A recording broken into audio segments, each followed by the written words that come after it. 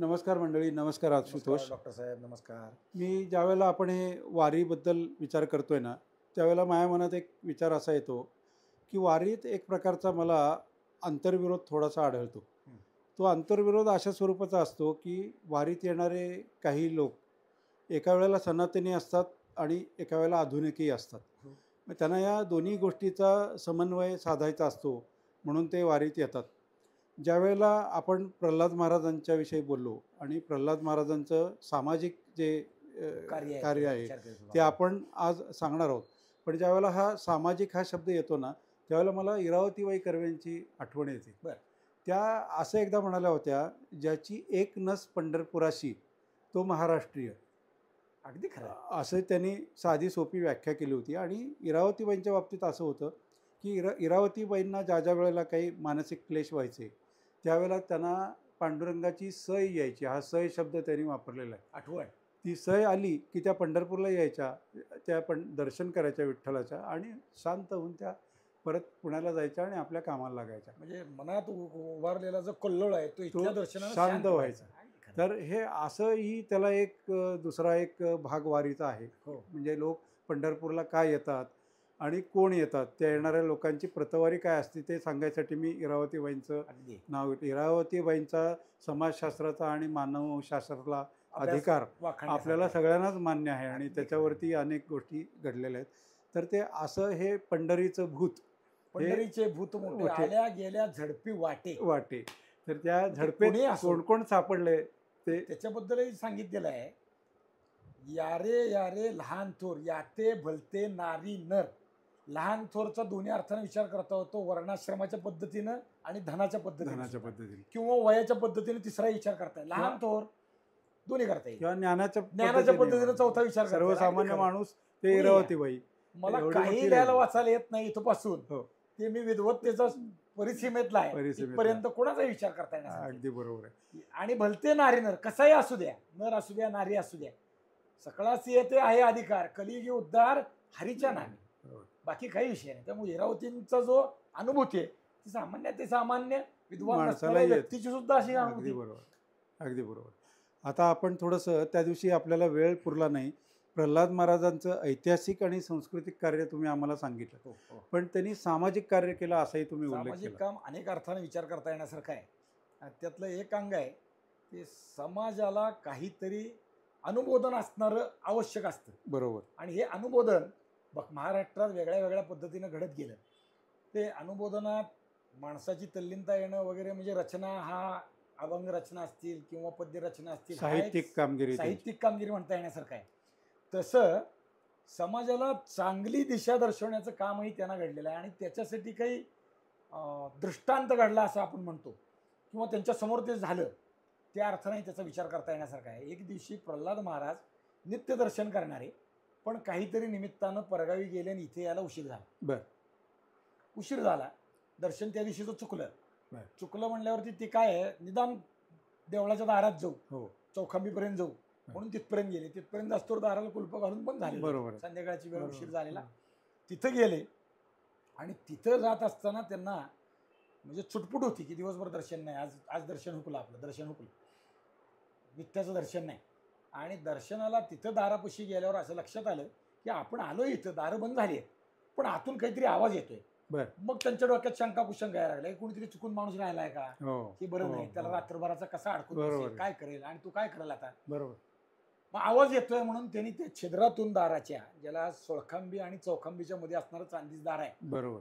गाभाऱ्याला, तिथून ते दिसतं सगळं, ते त्या दारातून त्या छिद्रातून त्यांनी ते पाहिलं की कोण माणूस आहे. इकडं तिकडं सगळीकडे पाहत असताना आवाज तरी येतोय, कोणीतरी माणूस आहे.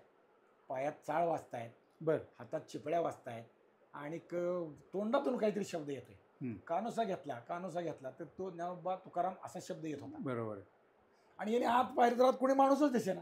अच्छा. म्हणजे त्या छिद्रातून पाहायला समजा आधी आडकोपऱ्यात गेला असेल तर दिसणार नाही, दिसणार असं नाही. होईल, पण दिसेना. आणि ते पाहत असताना सिंहासनही दृष्टीला आलं, बर. तर सिंहासन मोकळं दिसलं. अच्छा. म्हणजे हे काय भानगड हो, आहे, हो. सिंहासनावर देव नाही कसं काय असं आणि होऊ हो, शकतं. हो.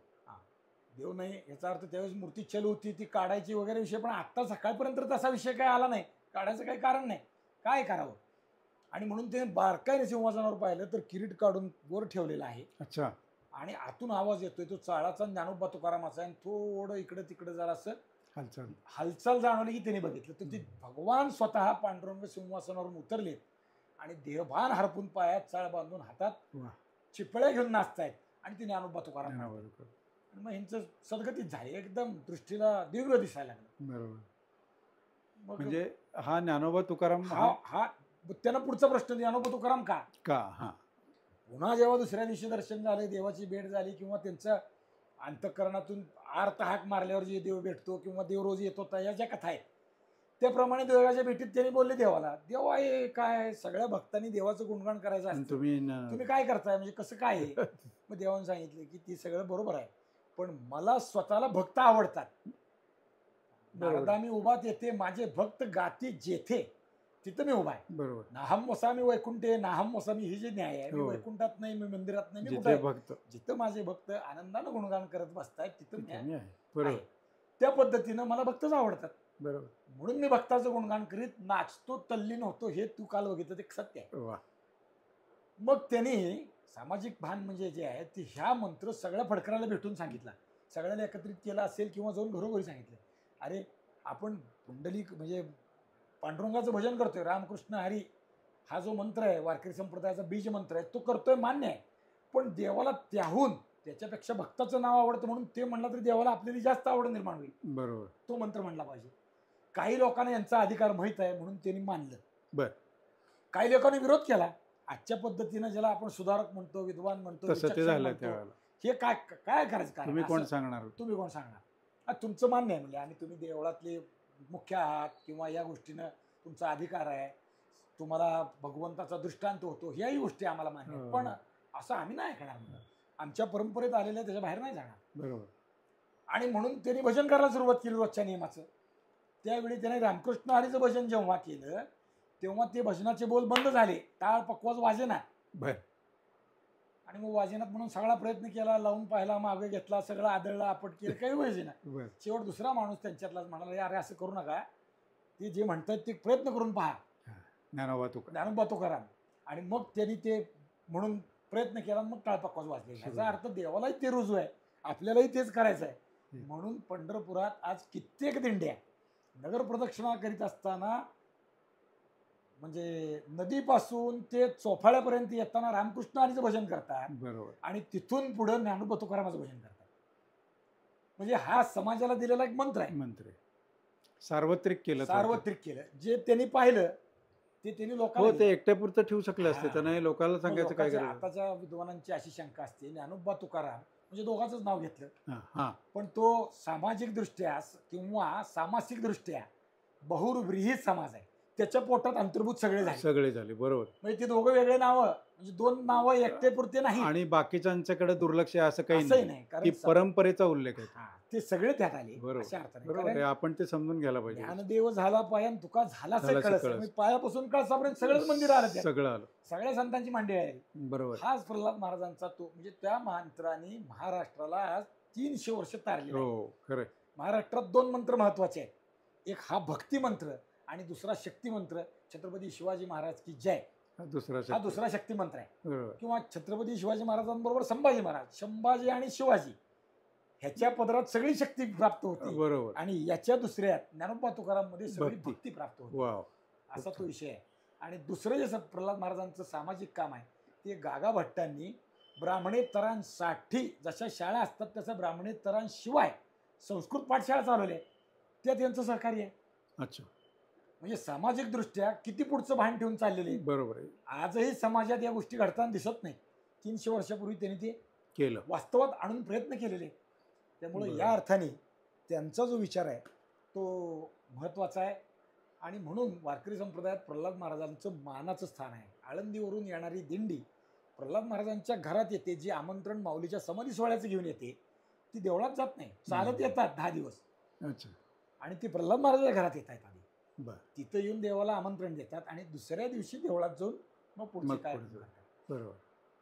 आणि इथून आळंदीला जाताना सुद्धा, आळंदीला म्हणजे कार्तिक वारीला जाताना सगळे लोक प्रल्हाद महाराजाच्या घरापाशी थांबून, देव इथं आहे मग तो आता इथं आपल्याबरोबर दिंडीत समाविष्ट झाला आणि आपण त्याला घेऊन चाललोय. या भावानं तिथं भजन करतात देवाचं, एक अभंग म्हणतात आणि तिथून मानाचा नारळ घेऊन मग पुढे जातात. आशुतोष, प्रल्हाद महाराजांचं ऐकता ऐकता थोडंसं आपलं आजच्या टप्प्याकडे दुर्लक्ष झालं. आजचा टप्पा आपला वेळापूर ते भंडी शेगाव असा आहे. होय. तर या टप्प्यात काय होतं तेही थोडंसं आपल्या रीतीप्रमाणे सांग. भंडी शेगाव थोडंसं अंतरही कमी आहे, बरोबर. ते फार नाही पण तरी 17 किलोमीटरच्या घरात असावं. आणि या अंतरात रिंगण आहे. म्हणजे पहिलं गोल रिंगण जे होतं ना सदाशिवनगरला व्हायचं, आता पुरंदावड्याला होतं.